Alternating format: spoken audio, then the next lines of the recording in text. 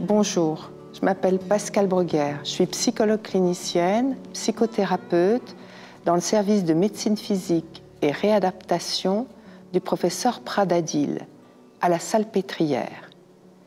Je voudrais partager avec vous quelques conseils pour prendre soin de soi au domicile.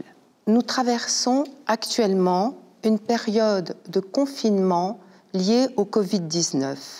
C'est une période inhabituelle, étrange, qui peut vous paraître difficile à vivre, car le confinement, que nous devons tous respecter, bouscule nos habitudes de vie, notre rythme de vie, notre organisation quotidienne et crée, de fait, des contraintes. Cette situation peut augmenter vos peurs, vos inquiétudes. Elle peut vous rappeler ou augmenter un sentiment d'insécurité, une perte des repères temporels et des angoisses que vous avez déjà éprouvées au cours de votre hospitalisation, en réanimation ou en rééducation. Il est important que vous essayiez de différencier, d'une part, ce que vous avez vécu du fait de votre accident neurologique et que vous vivez peut-être encore, et, d'autre part, les effets de la situation actuelle. N'hésitez pas à parler de ce que vous ressentez, de ce qui vous inquiète, ce qui vous pose question, avec vos proches ou encore avec les professionnels que vous connaissez. Si vous vivez seul, n'hésitez pas à téléphoner à votre famille, à vos amis ou encore aux professionnels de santé. Cela peut être votre médecin traitant ou quelqu'un de l'équipe de rééducation qui vous suit. Il est tout à fait compréhensible dans la situation actuelle d'être plus stressé, plus irritable, plus en colère ou, à l'inverse, de se replier sur soi, de s'isoler, de ne plus avoir d'envie.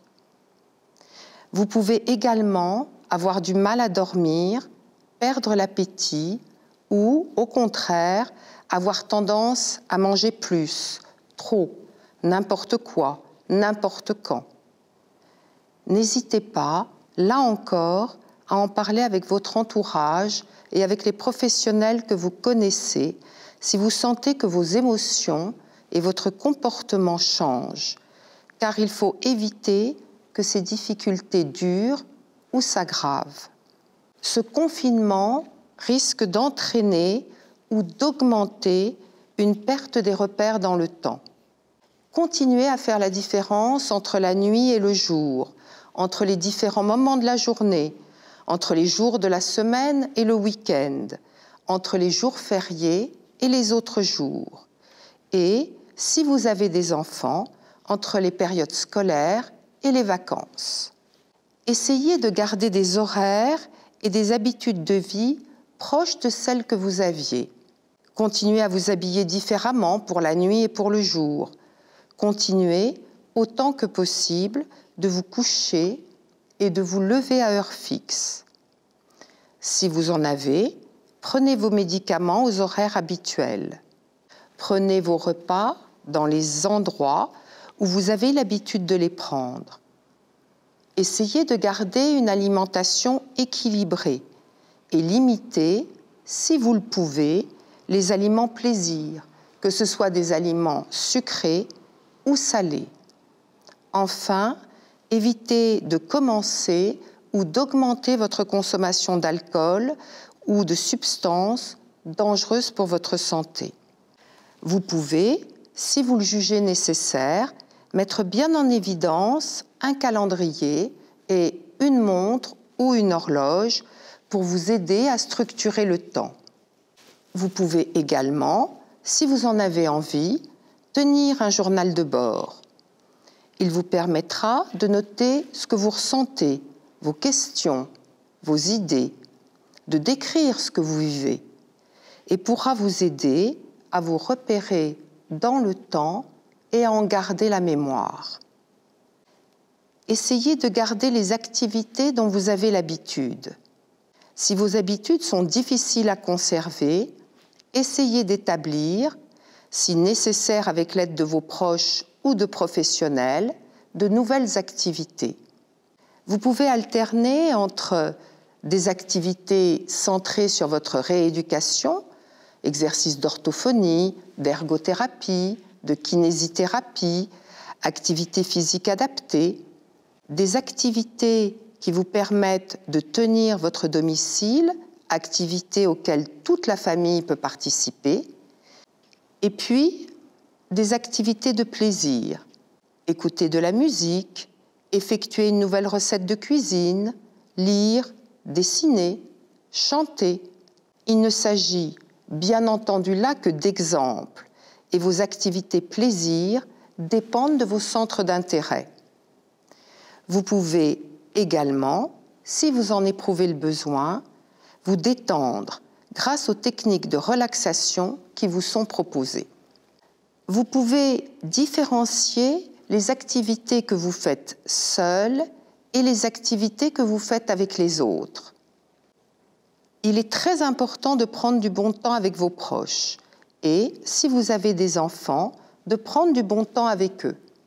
Participer à des jeux de société ou simplement discuter avec les autres peut permettre à chacun de se sentir bien. Pour vous aider, vous pouvez établir et afficher un emploi du temps en différenciant les jours de la semaine et le week-end. Le fait même d'établir un emploi du temps vous permettra de voir si vous avez trouvé différentes activités et un équilibre qui vous satisfait entre ces différentes activités.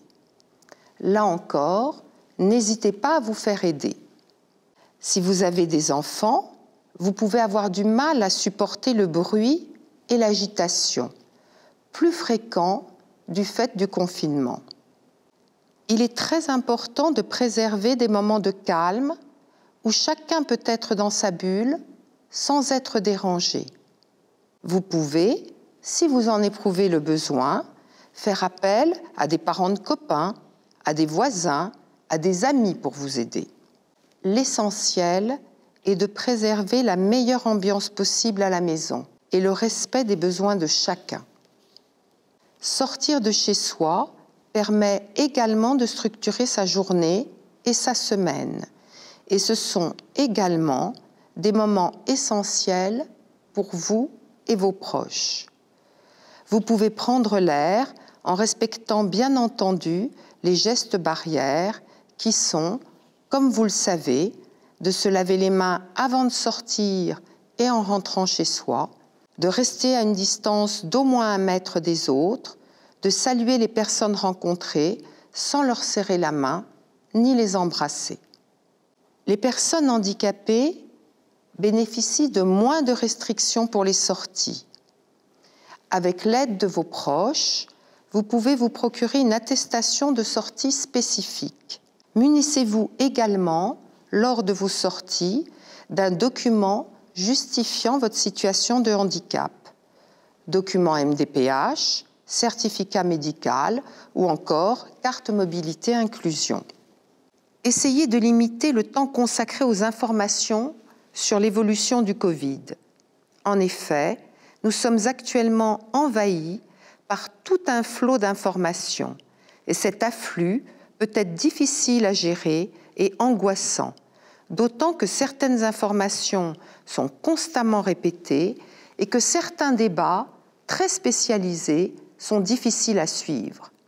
Évitez de regarder les chaînes en continu et si vous vous sentez envahi par les images qui peuvent être difficiles à supporter, privilégiez la radio et essayez de vous limiter à 1 ou 2 flashs par jour.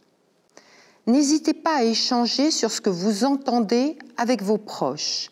Et si vous avez du mal à faire le tri entre les informations importantes et sérieuses et les autres, demandez de l'aide à une personne en qui vous avez confiance.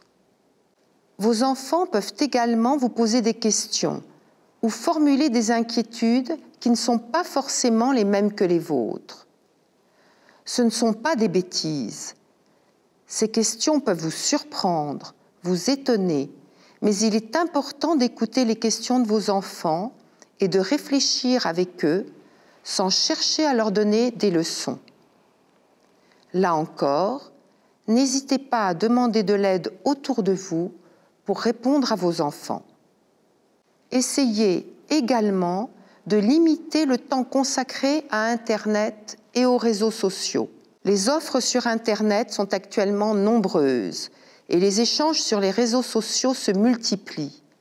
Mais, à trop rester sur nos écrans, nous pouvons avoir des difficultés à différencier le réel du virtuel. Restez enfin en contact avec vos proches, amis et famille. Ils ont, eux aussi, besoin qu'on prenne de leurs nouvelles.